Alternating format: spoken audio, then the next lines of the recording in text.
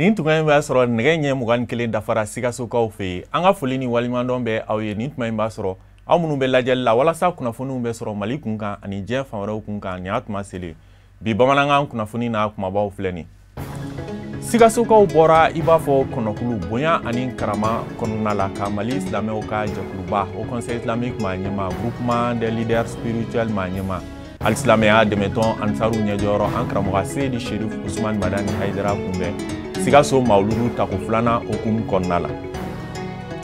Wasaden kalafili mun bɛna kɛ an ka jamana kɔnɔ marisi kalo tile 29 o hukumu kɔnɔna la. Fanga ɲini jɛkuluw ye yɛrɛmankutu baaraw daminɛ. Ninnu de ye bamanankan kunnafoni n'a kumabaw ye minnu bɛna walawala aw ye sɔɔni kɔnɔna la.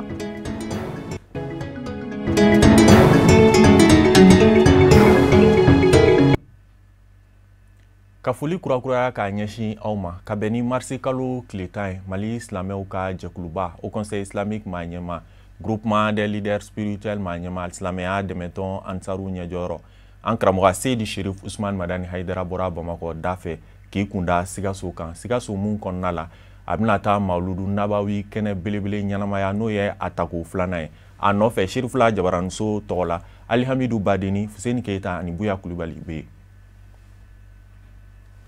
Naga ɲɛtani 7 de Mali silamatɔnw ka fara ɲɔgɔn kan jɛkuluba au conseil islamique du Mali maa ɲɛma Mali silama diinɛ ɲɛmaw ka fara ɲɔgɔn kan jɛkuluba groupement des leaders spirituels musulmans du Mali maa ɲɛma silamɛya dɛmɛtɔ ansaru ɲɛjɔyɔrɔ a Seydi Sherif Usman Madani Haidara bisimilala Sikaso donda la Sikaso dondaba nisɔndiya munya muguri o de kun bɛ silamɛya dɛmɛtɔ ansaru n'u kanubaw ɲɛ kan u ɲɛmaya bɛ maa min bolo Sikaso silamɛya dɛmɛtɔ ansar ɲɛmaya so ani Mawuludu nabawi min ni zamzami y'u bɛ o kadara kɔnɔ Sikaso o kolabɛnni jɛkulu commission d'organisation maa ɲɛmaw foliw ni bonyamasegiw kɛlen kɔfɛ ni ka fatiya ta zamzami y'u ni a taamaɲɔgɔnw sɔrɔla ka sɛnsɛn ka don Sikaso dugu kɔnɔ ka Sikaso cɛcili daminɛ lakana tigilamɔgɔw bila b'u ɲɛ ka bɔ kunbɛli yɔrɔ la Sikaso donda la kana se fɔ polosiso kɔrɔ mɔ ni kana tɛmɛ ka njɛba dafɛ Sikaso maa ba yirikaw de bɔlen kundo minnu bɛ ka kule ni bani tɔgɔ ye zamzami y'u ba madani de Bashita Ndarawere de Sikaso silamɛya dɛmɛtɔ ansar ka wele jaabira kanuba bɛɛ lajɛlen fɛ sira kɛrɛda filaw fɛ i n'a fɔ yan nin buguda fɔlɔ muso denw bɛɛ lajɛlen de bɛ ka kule zamzami y'u ba madani Haidara de Bashita Ndarawere de o munyangele fɛnɛ kundo Sikaso ndolati kɛnɛ ba fa fɛ Stade Babemba Traoré la ni ka jigi Amdalayi kin kɔnɔ kana tɛmɛ gendarmerie kɛrɛfɛ ani sapeur-pompiers ka dagayɔrɔ munya kun bonyangun bɛ nin bɛɛ lajɛlen la mototigiw ni mobilitigiw olu bɛ ka moto mankanw ni mobili mankanw bɔ fa bɛɛ fɛ nɛgɛsotigiw fɛnɛ bɛ k'u sɔn dɔ bɛ ka fara jama ka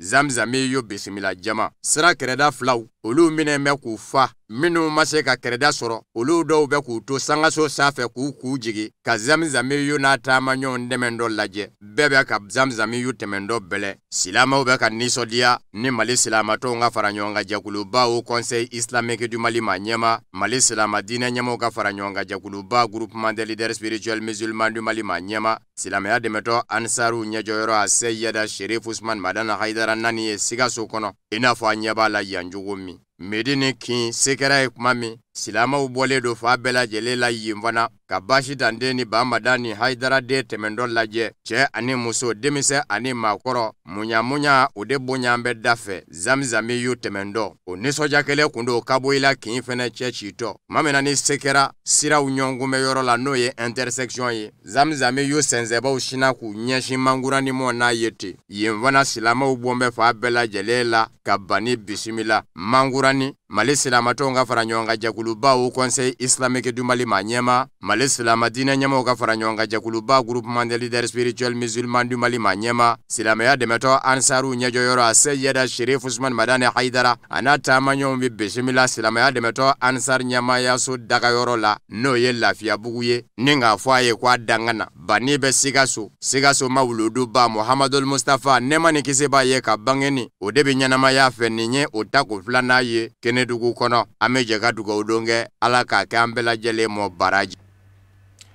Amina yarabi karamɔgɔ Musa Fɔnba Sikasokaw bɔra i b'a fɔ kɔnɔkulu bonya ani karama ni nisɔndiya kɔnɔna la ka Mali silamɛw ka jɛkuluba au conseil islamique maa ɲɛma groupement des leaders spirituels maa ɲɛma silamɛya dɛmɛtɔn ansaru ɲɛjɔyɔrɔ an karamɔgɔ Seyidu Sherif Usman Madani Haidara bisimila Sikaso kɔnɔna la a nɔfɛ an ka ɲininikɛla Alihamidu Badini Buya Kulibali Fuseni Keita bɛ karamɔgɔ Musa Fɔnba bɛ ɲɛfɔli kɛ a ko kan. Nɛgɛ ɲɛ 18 de n'o ye 18h ye Mali silamatɔnw ka fara ɲɔgɔn kan jɛkuluba au conseil islamique du Mali maa ɲɛma Mali silama diinɛ ɲɛmaw ka fara ɲɔgɔn kan jɛkuluba groupement des leaders spirituels musulmans du Mali maa ɲɛma silamɛya dɛmɛtɔ ansaru ɲɛjɔyɔrɔ a Seyida Sherif Usman Madani Haidara n'a taama ɲɔgɔn bisimila la silamɛya dɛmɛtɔ ansar dagayɔrɔ la Sikaso ni zikiri dumanw ye jama bɔn bɛ fa bɛɛ lajɛlen la zamzami y'u bɛ ka foli bila limanaw na yan'a ka taa bisimila minɛ a sigiyɔrɔ la o y'a sɔrɔ silamɛya dɛmɛtɔ Ansar ɲɛmayaso ba yɛrɛ n'o ye Fédération Ansardine Internationale Fadi ye o ma ɲɛmaw b'a da fɛ bonya sɔrɔla ka segi Sikaso dugutigilakaw laadala ɲɛmaw diinɛ ɲɛmaw mɔ u ka bisimila ko ɲuman ta ka ɲɛsin u ka dunanba mɔ Kenedugu kɔnɔ. Aw ni ce Sherif Usman Madani Haidara kanu na aw ni ce silamɛya kanu na aw ni ce silamɛya bonya na o kɔfɛ an bɛ foli lase dunan bɛɛ lajɛlen ma foli kɛrɛnkɛrɛnnen an bɛ n'o lase an ka karamɔgɔ ma an balimakɛ ma an ɲɛmɔgɔ ma an kanumɔgɔ ma n'o ye Sherif Usman Madani Haidara a n'a nɔfɛmɔgɔ bɛɛ lajɛlen ye o ni ce ala k'o sara. Leader bɛ komi n'i ye ku ta ani woson ani pomme de terre ani kuruba k'o bɛɛ don bɔrɔ kelen kɔnɔ k'o kana ɲɔgɔn kunna o ka kun si o ka kun bɔrɔ kɔnɔ a tacogo ka ɲɛ. Dɔnnikɛbaga bɛ jɔyɔrɔ la a bɛ kɛ cogo di ka kalanmɔgɔ bɛɛ lajɛlen kɔlɔsi bɛ minnu bolo kɔlɔsi tɛ minnu bolo minnu ka ɲi sunna ye minnu yɛrɛ ko sugu sugu k'a bɛɛ lajɛlen ka sɔn a ka sabali a ka ɲɔgɔn kan n'a ka bɛn kelen n'a ka dusukun jɛya ɲɔgɔn ye a nɛgɛ tun bɛ caman na o ma se ka kɛ ala ye min da kama a y'a yɛrɛ da baara ma wa leader bɛɛ farala ɲɔgɔn kan bi a kanu bɛ leader bɛɛ yɔrɔ bi an bɛ nin don kelen ma leader sɔnnen mɛ baara in kɛli ma a bɛ min laɲini na a bɛ k'o ye fana. An bɛ foli kɛrɛnkɛrɛn ka ɲɛsin Mali silamɛw ka ɲɛmaaba ma n'o ye Sherif Usman Madani Haidara ye n'o ye Haut Conseil national président ba ye an bɛ foli d'a ma a n'a ka taamaden bɛɛ lajɛlen k'a fɔ bisimila Sikaso dɛnɛ kɔnɔ yan o bisimila la Haut Conseil islamique tɔgɔ la k'o bisimila Sikaso silamɛ bɛɛ lajɛlen tɔgɔ la o tuma an b'a fɔ ka barika da a n'a ka taamajama bɛɛ lajɛlen maa y'an nɔ gɛn ka bɔ jamana wɛrɛw la ani dugu wɛrɛw la ka tugu an karamɔgɔw nɔfɛ ka na an baara yan an bɛ foli da bɛɛ lajɛlen ma o fɔ an bɛ dugawu k'a ye ka ɲini Alahu Taala fɛ a bɛ min kan hɛrɛ la Ala k'o k'an n'a ye a bɛ siran min ɲɛ tɔɔrɔ la Ala k'an na kisi a ma ka ɲini Alahu Taala fɛ jamana ni Ala k'a bolo suma a bɛ min ɲini ɲɛnɛma na silamɛw ye Ala k'a k'a ye a wuli ka jɔ min na silamɛ na sɛgɛ kan silamɛw nɔfɛ Ala k'o sɛgɛ Ala k'a dɔn a ye a nana baara min na a mawuludu kɛko ɲuman seko ɲuman Ala k'o nɔgɔya n'a bɛɛ lajɛlen. N'a ma ɲa k'a fɔ mawuludu nabawi sango o labɛnna Sikaso silamɛya dɛmɛtɔ ansar fɛ k'o se a da la ni bonya ni karamaw ni nisɔndiyaw ye ɲinan mawuluduba min bɛ kɛ Sikaso ni bani bɛ Sikaso o juru la Sikaso silamɛya dɛmɛtɔ ansar ni ko labɛnni jɛkulu b'a fɛ ka tɛmɛ sango ta kan. An bɛ Ala fo ka Ala barikada nin ye donba ye an fɛ bi Sikaso an tɛ se ka min fɔ ka se a dan na ka sababu kɛ jama min filɛ kuru kɔnɔ yan minnu bɛ kɛnɛ ma o ka ca ni kuru kɔnɔ ta ye Sikasokaw an b'aw fo ni ti tɔn ko ye tuguni nin ye Sikaso ko de ye a daminɛ hali Sikasoka bɛ yɔrɔ o yɔrɔ Mali la o bɛɛ y'u seko kɛ nin ko nin dilali la an b'aw fo Ala k'a to an kɔnɔ baara min don an b'a la ni Ala sɔnna ma n tun dara aw la Sikasokaw mɛ dɔ farala danaya kan tuguni ka tɛmɛ bi ta kan aw ni ce an b'an karamɔgɔ fo an b'a barikada tumana min na ni karamɔgɔ wulila ka jɔ ka wuli ka jɔ kɛ ko mɔgɔw ka ɲɛ kuma caman fɔra mankanw cira fan bɛɛ fɛ mɛ o bɛɛ la a ma kumakan kelen dɔrɔn Ala ka tiɲɛ dɛmɛ an filɛ nin ye o tiɲɛ kɛnɛ de kan. Silamɛya dɛmɛtɔ ansaru an balakaw minnu bɛ yen olu fana ma to kɔ bani bisimilali la Sikaso mawuluduba kɛnɛ ka mawuluduba min bɛna kɛ wajuliba kɛnɛ ye zamzame y'o fɛ ani dugawudon ni alikuranna sanuma kalan fɔ ka taa se ɲɔgɔnkunbɛba kɛnɛw ma i n'a fɔ conférences. Sikasokaw aw ni ce an bɛ fɔlɔ ka an karamɔgɔ kanubagaw fo minnu bɛ bi tile bɛɛ kɔnɔ n'u ka baganzaw ma dayɛlɛ u ka butigiw ma dayɛlɛ dɔw ma baara kɛ bi karamɔgɔ kanu kosɔn an b'a fɔ k'aw ni ce aw mago bɛ fɛn min na duɲa ani lahara ala k'o k'a ɲɛ an karamɔgɔ Hayidara bonya kɔrɔ o kɔfɛ an bɛ ansaru fo k'u ni ce u yɛrɛ ye n'an bɔra yɔrɔ la an b'a fɔ Sheikh Usmane Madani Hayidara ma layidutigi ni ɲɛw ma cɛ min ye u tɛ nisɔndiya ɲɛw tɛ fa cɛ min filɛli la dusukun tɛ fa cɛ min kanu na farikolo tɛ sɛgɛn cɛ min kanu kosɔn an b'a fɔ Sheikh Usmane Madani Hayidara i ni ka délégation aw danse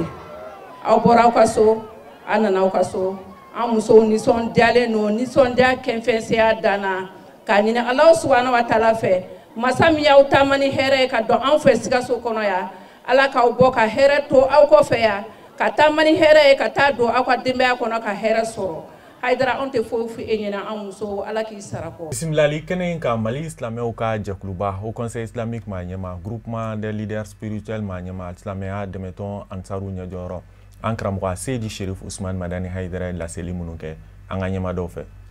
Sindi kɔfɛ ni setigi ala tɔgɔ ye ana solilen ko an ka kiraba in kan ni Muhamadu do sallallahu ta'ala alaihi wasallam an bi aw bɛɛ lajɛlen fo a sara bɛ ala de bolo an nana an karamɔgɔ sɔrɔ an ɲɛfɛ ani kɛlɛtigi lakaw ka ɲɛmɔgɔ bi ani leader président Sikaso an b'a fo a sara bɛ ala bolo o kɔfɛ mɔgɔ minnu nana fara jamiya ansaru ka kanuɲɔgɔnw ni dɛmɛbaw la bɛɛ sara bɛ ala de bolo n y'a fɔ n bɛ segin a kan an ti foyi ye Sikaso kuma si wa doji min bɛ an kaba walima ko a ko bɛ bonya an bolo ka tɛmɛ kunun kan o tɛ yen n b'o de fɔ n bɛ segin o de kan ala tulo bɛ n kan na a ɲɛ bɛ n dusukun fana na kunun o kun ka kalan mɔgɔ minnu y'a kalama minɛ n'a sumana olu bɛ se ka fɛn bɛɛ kɛ o la Sikaso tɛna foyi kɛ min bɛ bonya Hayidara bolo kun walima Hayidara bɛ kaba min na ka tɛmɛ kunun kan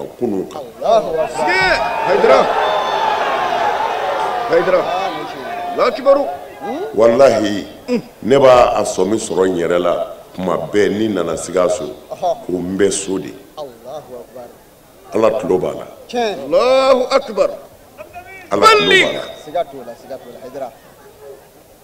Sikaso kɛra so de ye Hayidara bolo o la an b'a ɲini nin dugu in ala ka barika don a la amin hɛrɛ bɛ ala de bolo ala k'o caya kɔnɔ amin bɛn ni kelenya ala k'o sabati amin a bɛ jamana min kɔnɔ n'o ye Mali ye ala ka Mali suma amin ala k'a basigi amin tiɲɛtigi minnu b'a kɔnɔ n'olu bɛ fɛ k'a labaara tiɲɛ kan yarabi ala k'a n'u dɛmɛ amin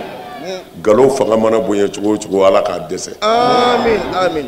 ala k'a n'aw dɛmɛ ala k'a n'aw sutura ala k'a n'aw wasa amin yanni do fɔlen cɛ o do bi ala bolo ala k'a bɛɛ se hɛrɛ la n'o ye mawuludu ye ala k'a bɛɛ se hɛrɛ la dugawu minnu bɛ kɛ ka kɔn an ye ala k'u minɛ